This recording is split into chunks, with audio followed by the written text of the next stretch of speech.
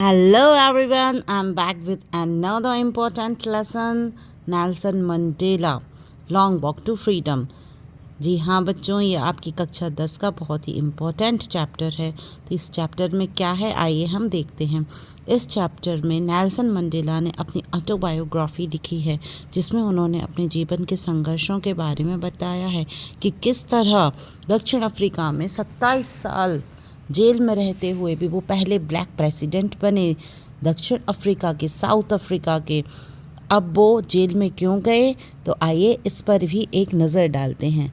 ये कहानी शुरू होती है नेल्सन मंडेला के बचपन से, जहाँ से वो चाहते थे कि मुझे हर काम को करने की आज़ादी मिले।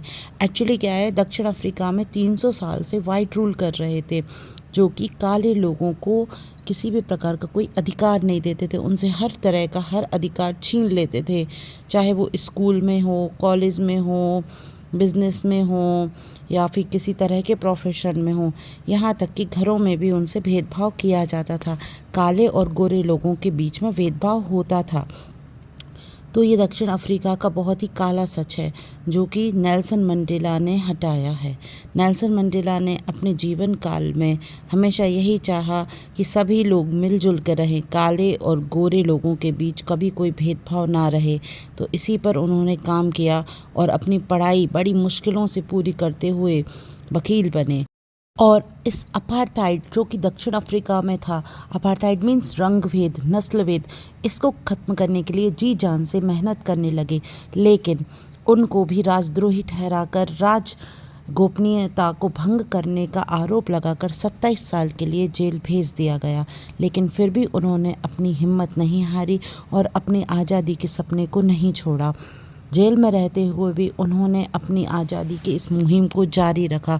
वहीं से उन्होंने कई प्रयास किए, जिससे फाइनली वो एक स्ट्रॉन्ग माइंडसेट के साथ जब बाहर निकले, तो उन्होंने पहली बार डेमोक्रेटिक इलेक्शन में भाग लिया और ANC अफ्रीकन नेशनल कांग्रेस, जो कि उनकी पार्टी थी, जो कि उन्होंने ज्वाइन की थी, उसको 400 में से 252, 400 में से 252 सीट्स मिली, जिससे कि वो जीत गए। और इस जीत के साथ उन्होंने हासिल किया साउथ अफ्रीका के पहले ब्लैक प्रेसिडेंट होने का गौरव।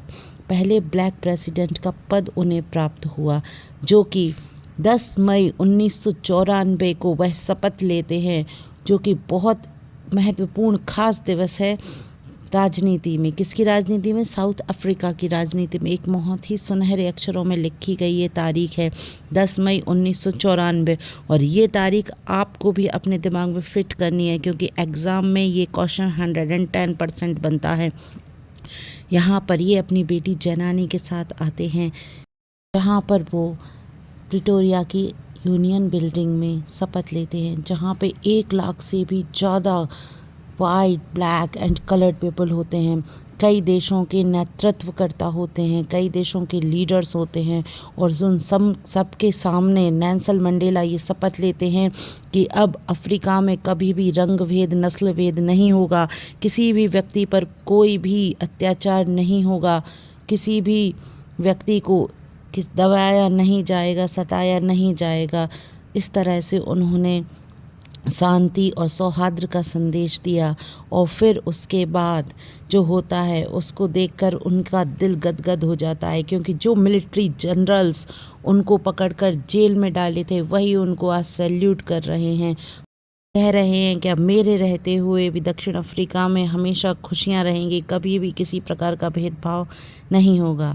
तो बच्चों, ये तो था इस नेल्सन मंडेला की ऑटोबायोग्राफी का बहुत ही महत्वपूर्ण हिस्सा, जो कि आपकी परीक्षा से रिलेटेड है, आपके चैप्टर से रिलेटेड है। अब आइए देखते हैं इसके कुछ बहुत ही ज़्यादा मोस्ट इम्पॉर्टेंट वर्ड मीनिंग, जिनको करने से आपको क्वेश्चन आंसर्स इजी लगेंगे। तो ध्यान से देखना है आपको, स्टेप बाय स्टेप सारे आपको वर्ड मीनिंग नोट करना है। और वीडियो कैसा लगा ये आपको ज़रूर बताएं। और आगे नेल्सन मंडेला के क्वेश्चन आंसर्स चाहिए हैं तो फाइनली कमेंट करना पड़ेगा आपको। और जल्दी से लाइक करें, शेयर करें अपने फ्रेंड्स के साथ और सब्सक्राइब करें। Thank you so much.